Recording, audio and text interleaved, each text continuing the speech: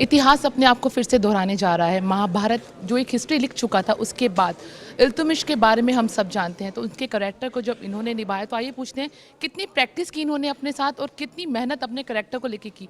आप मुझे बताएंगे, इतना बड़ा हिस्टोरिकल करैक्टर आप ऐसा प्रेजेंट करने जा रहे हैं, कितना हार्डवर्क किया आपने इसके लिए?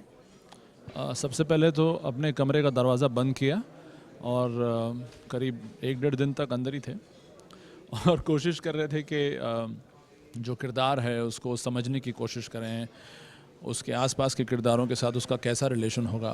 उस समय वो आदमी जो सोचते थे, मतलब जिस तरह की उनकी सोच थी, उसको अपने अंदर बिठाने की कोशिश की।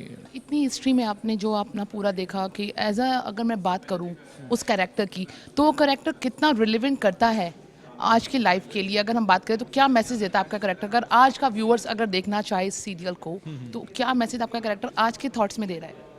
देखिए, जो इस इंसान का सोचना था आज से 800 साल पहले तकरीबन, वो आज की सोच है। मतलब फिर से हम उस सोच को दोहरा रहे हैं, क्योंकि वो तब चाहता था कि औरत को उसी तरह से देखा जाए जैसे एक मर्द को देखा जाता है, उसी लेवल पे, उसी प्लेटफॉर्म पे।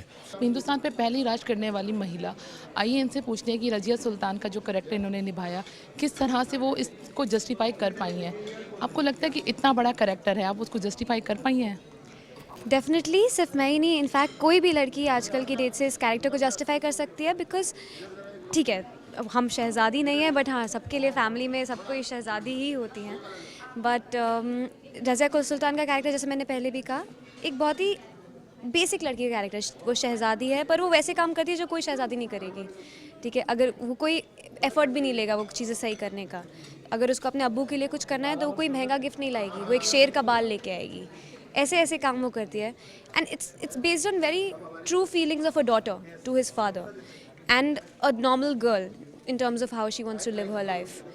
सो कोई भी लड़की, एंड आई थिंक मेरे लिए भी ये कैरेक्टर जैसे जैसे अनफोल्ड होता जा रहा है, it's becoming more interesting, because उसके धीरे धीरे उसके पहलू खुलते जा रहे हैं कि किस तरह की वो लड़की थी। एंड डिफ़िकल्ट तो नहीं, बट मज़ा आ रहा है, ठीक है, जितने भी चांस हैं। इतना हार्डकोर कैरेक्टर आपने जो निभाया, और कहीं ना कहीं आपने बहुत मेहनत की होगी अपने आप पर, क्योंकि कितने सारे स्टंट सीन हैं, कितने सारे एक्शन सीन हैं, और कितने सारे सीन ऐसे हैं जिसमें आपको डायलॉग की रिहर्सल बार बार करनी पड़ती होगी। तो कितना अपने आप को उसके लिए प्रिपेयर किया आपने? Yes, definitely.